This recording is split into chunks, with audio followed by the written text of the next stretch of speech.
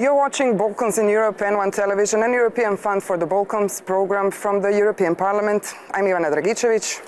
And I'm Borjan Jovanovski. Temporary border controls have been introduced in the so-called Balkan Route from Macedonia to Austria and Germany, threatening the cherished notion of freedom of movement across European borders. Refugees and migrants are being profiled. Greece says that without an implementation of European Union's deal with Turkey, it cannot avoid a humanitarian disaster. NATO ships are set to patrol Aegean Sea, and European countries are pursuing their perceived national interests instead of seeking collective solutions, and the notion of European solidarity is fading. How can Europe manage to respond effectively to such an unpredictable circumstances? We'll try to discuss today with our guests. I'm welcoming today with us Ms Urlike Lunacek, Vice President of the European Parliament from the Greens. Welcome. Hello. Thank you for the Mr. Andrej Plenkovic, Vice President of Parliament's Foreign Affairs Committee from the EPP, largest group in the Parliament. Welcome. Hello, thank you. And Mr. Neil Campbell, Acting Director of the Open Society European Policy Institute. Welcome to our program. Hello. Madam Lunacek, Mr. Plenkovic, question for you. Almost 1 year since crisis started, EU still missing a common policy to respond to these increasing problems. Could we talk any more about EU common policy, or we are witnessing the fall of EU? Well, the situation is dramatic. We have seen that the very good proposals that have come from the Commission and that the Parliament has supported have not found the necessary response in Member States. And you know, any kind of action from the EU has to be acknowledged, has to be shared by, in that case, each and every Member State. And if they don't, the EU, the Commission, the Parliament hardly has any mechanisms to make the Member States move. So the problem is in the nationalist attitude of many Member States, not all, but many, not to agree that we don't just have a crisis of refugees, we have a crisis of solidarity, yeah? And the crisis of cooperation, because the European Union was built on cooperation instead of conflict. And we see now that this is falling apart, that national interests come up again, and this is really very dramatic. Of course, we need more common action, and what I really criticize is that some member states are not willing to take in to the distribution of refugees. That would have been a good start. From the 160,000 agreed upon with qualified majority, but that's what it is in a democracy, yeah? That's something the majority decides, yeah? That not even those have been relocated to member states, only out of the 160,000, a couple of hundred. Yeah? So there, my call always is to member states' governments, and especially to those parties, also here in the Parliament, who have most of the governments in their hands, the European People's Party and the Social Democrats and some Mr. Plenkovic, really I'm sorry. get their own colleagues from their own political family on board. The very same question for you. Is there any EU here in Brussels? Well, absolutely, there is European Union in Brussels. I think there are three major areas where we should and must achieve progress. One is to do maximum with our international partners to stop the crisis at its source, and that is in particular in Syria. And here we have actually seen some relatively good news about the peace process, about the ceasefire, about the possible elections.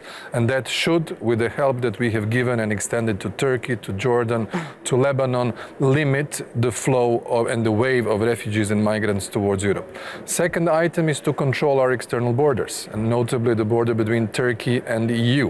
The last European Council conclusions really emphasized the role of NATO, because Turkey is a member of NATO, as a strong country that has really enviable military, police, security potential. I'm sure if it wants to, it can protect also the exit from its coasts, and that's why we have seen and witnessed these tragedies in the Aegean.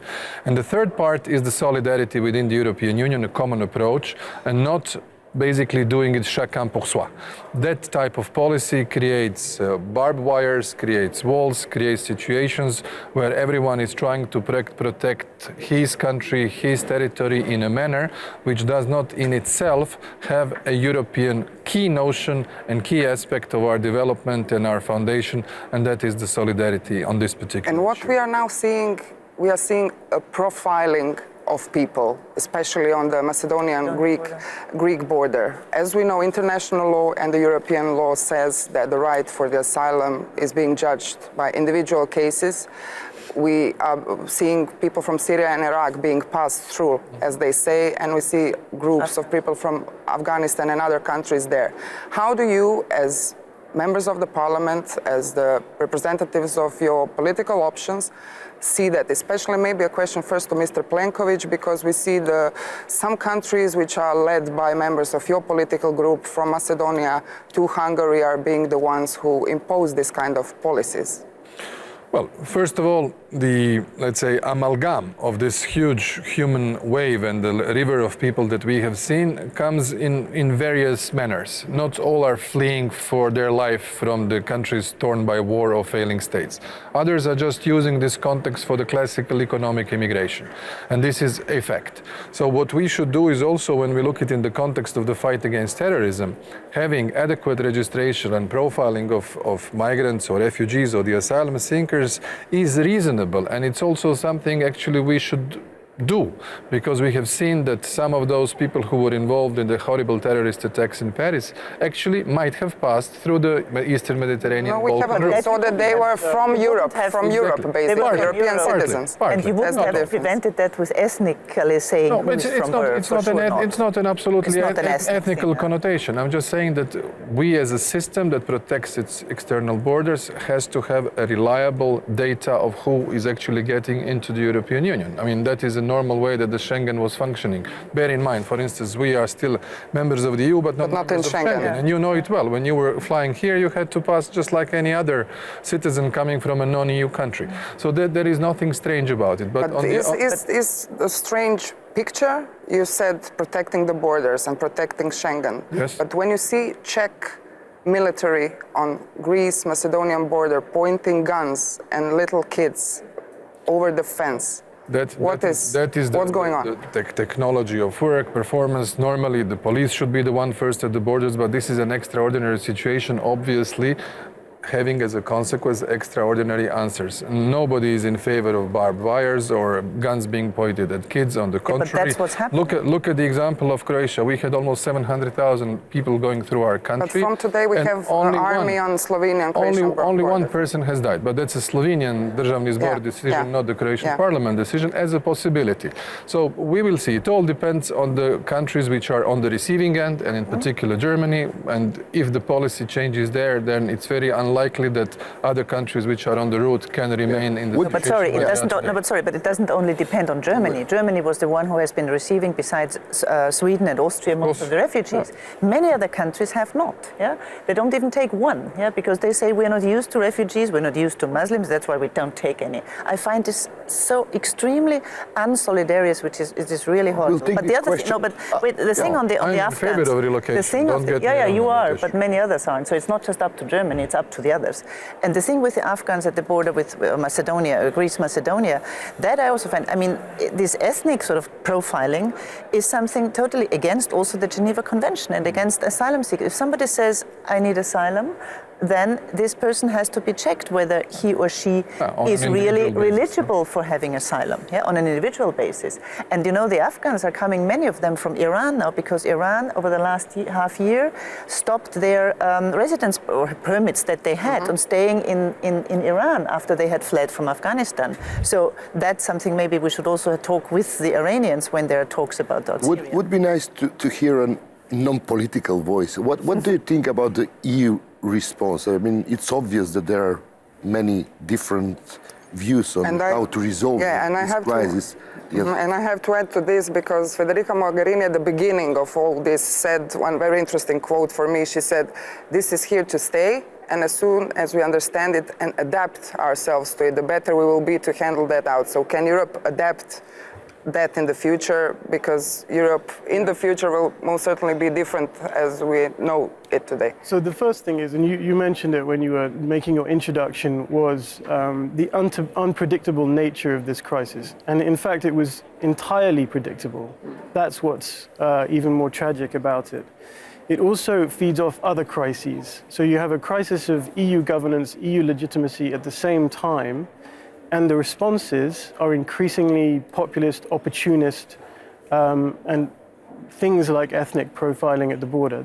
These are the kind of responses that are essentially against the way that the EU is formed, the way that the EU is supposed to work. So how, this new EU that's being created, first of all, we've got to try and figure out what's wrong with the current EU, okay? And for that you need EU leadership. And it doesn't mean leadership responding to a security response only. You've got to look back, Geneva Convention, you stick to that, you see what you can do to protect people as they come through, and you create a unified response. Now, a unified response is an EU common asylum policy. It's an EU agency on asylum. It's an EU border guard. It's not an individualized barbed wire response, which is essentially what's happening now.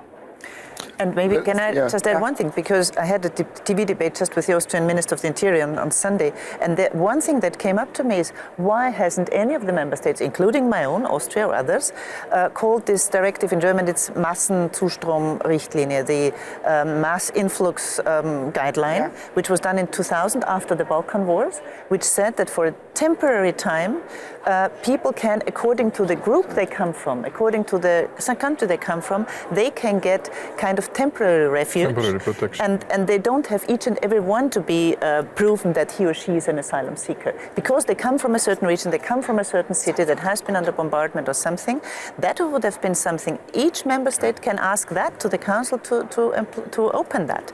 So that would have been something, at least for some time. I prefer to have asylum as such, for each person. But if it's that would have been an option. None of the member states has asked for that. I really wonder where these member states are living in this common Europe. They only think in their very tight national borders. Now, for example, the Austrian government is planning for tomorrow a Balkan migration conference with ministers of the interior and exterior, which in general I don't mind, without inviting Greece, without having the Commission there. This is something, why don't we act together? And not just one EU and then Slovenia and Croatia and the Balkan countries, the 6 Western Balkans, and not Greece. Everyone is acting, and the directors of police. Before we continue, we'll just again try to think about the people who are passing. So I'm just suggesting we see a Reuters material from Croatian-Serbian border a couple of days ago. We are human! We are human! We are human! We are human! We are human! You and nobody! You and nobody! You and nobody!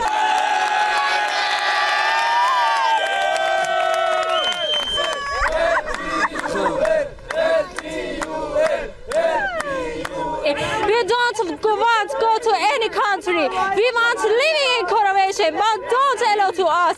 The police push us to Trad. You had to. You must go to Trad. أنا سوري ليش رجعوني هاي أنا وعائلتي معنا هويات نحن سوريين. You all know that any of you has the right to seek asylum in Serbia. Do you know about this? Wait. The government told us that if you don't choose first or the second option, then they will apply the national law, which may mean detention and expulsion.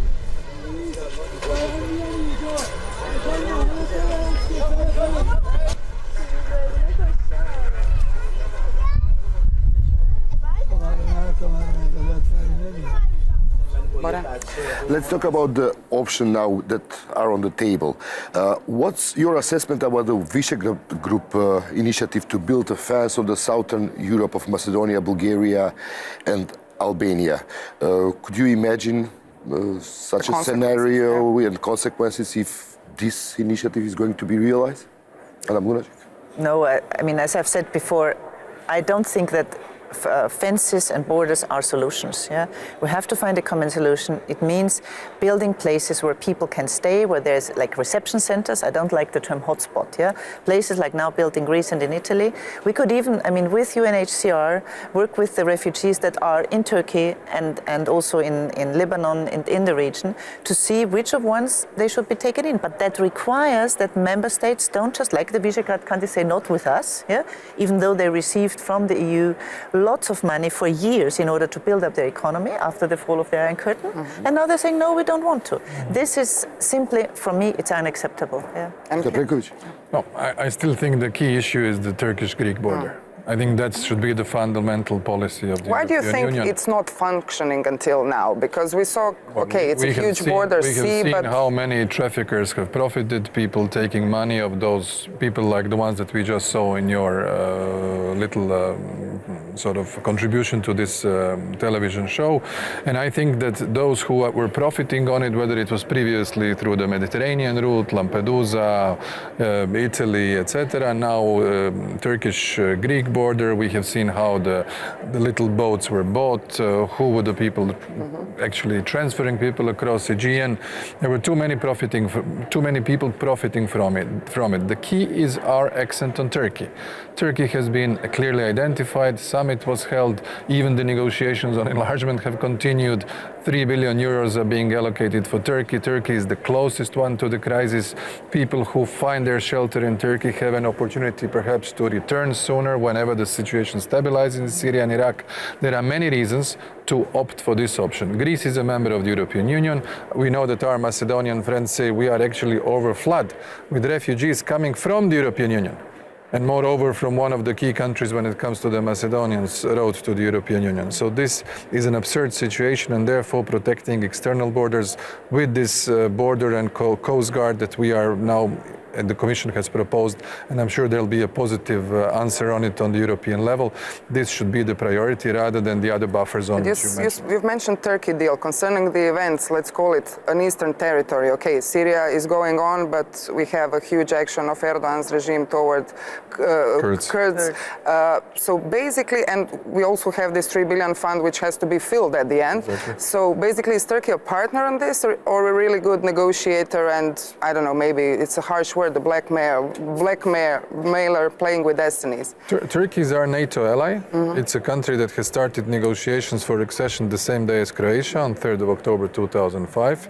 It has all the interests and reasons in institutional political context to be an interlocutor that will help us solve this, try to solve the solution. But I think... So let's go back to the smuggling question. Now, the smuggling issue, it's a symptom of the current situation. Now, you don't solve the symptom by putting up another symptom, which is a barbed wire fence.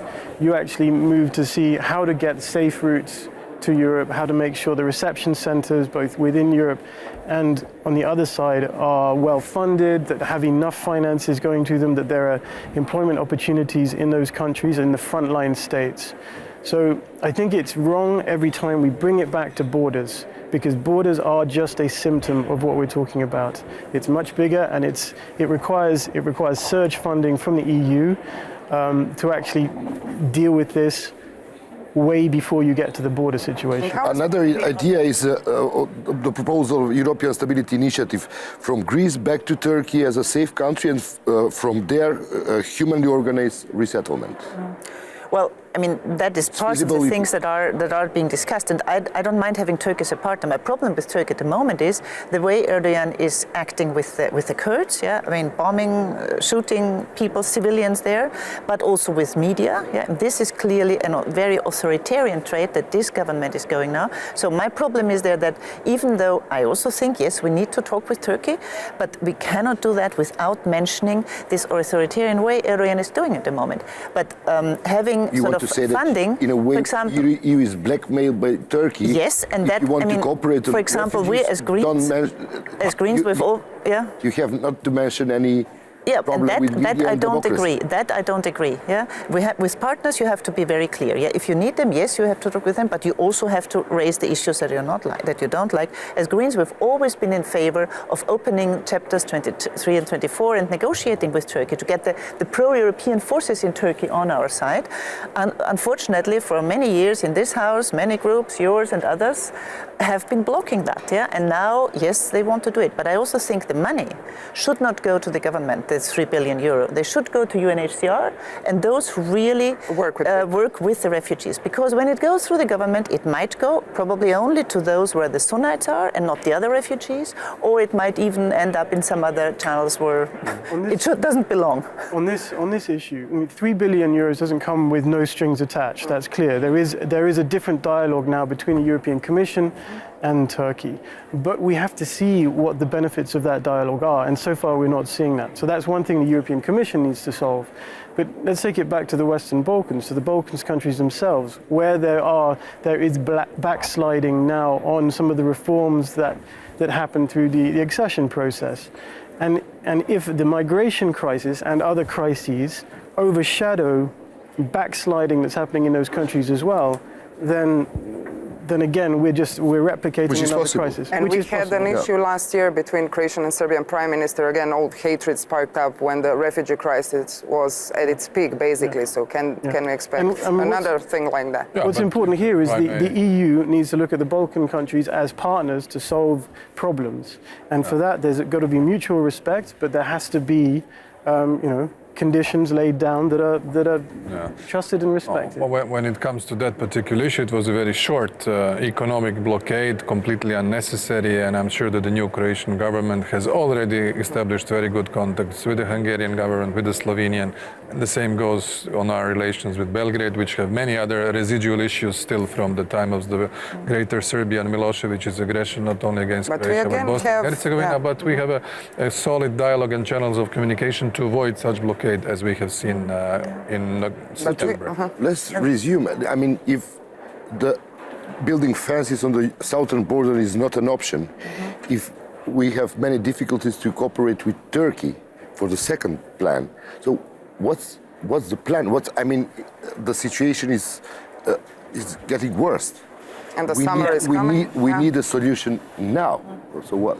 Is there any idea how to resolve the problem? No, but the one big hope is that with the political negotiations on Syria, that there will be hopefully soon at least a truce, and at least that weapons will stop, and then ISIS still will be there, but at least the killing in Syria by the side of Assad, of Russians and others will stop. So that might already be one thing. The other thing I find what has been really not happening from EU member states and from my own either is really financing UNHCR financing, because a reason why many people are leaving from the refugee camps in the Middle East is because living conditions there simply are very dire. If you don't have food, if you don't have water, if you don't have education for your children, then you finally say, well, this is not getting better, I'm leaving. So there's also responsibility of EU member states for that. And because you said very rightly so that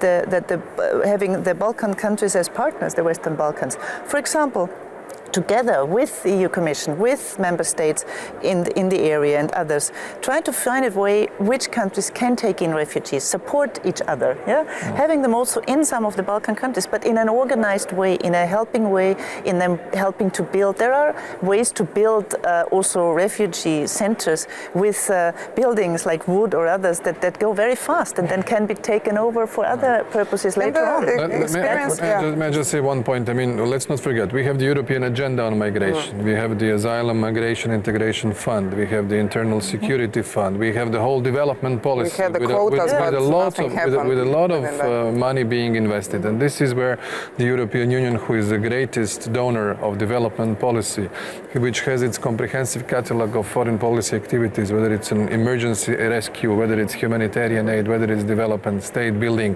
These are the areas where the European Union is strong and where we should channel and organize better our involvement. resettlement. This is, in my view, really essential. And therefore, the cooperation with the United Nations, where we are actually, again, the biggest financier of the whole aid, has to be properly done. There were hiccups in that process in the past, but everything we've been doing, and especially our development committee and commissioners responsible for it, Avramopoulos, Mimica and others, there is really a step forward in that direction, and that's why the coherent approach is Can the solution for the European refugee crisis, which I think Ms Lunacek mentioned, come from the Balkans, concerning the fact that we were in war just 20 years ago? We were European refugees within the European Union, so basically if this kind of thing happened, can we be the one to help Europe at the end of the dawn of humanity as we are witnessing it? So one lesson from the Balkans is, what was the European response to the Balkans wars? Well, it was slow and it took a while to move forward. And then what came from that was a common foreign security policy. That's how that emerged. So that was a big response to the crisis in the Balkans. Now we're at another crisis. Lives are being lost. Member states are taking their own line despite lives being lost. So this is what we hope will emerge, will be a response to a crisis that, How do you see European Union in the foreseeable future? I mean, we are talking about the EU common policy. Just as a conclusion, shortly, Schengen. There are three problems with the EU at the moment. The process for creating policy, the content of the policy, and the leadership to implement the policy. You've got to tackle all three of those. Basic things, mainly. Basic things. You've got to make sure participation, proximity with citizens is actually done in member states, and member states have to do that as well. You've got to have proper process in Brussels, and then you've got to have leadership, EU leadership that's actually implementing this, and that is having member states buy in, as they should do and have said they would, to EU policy.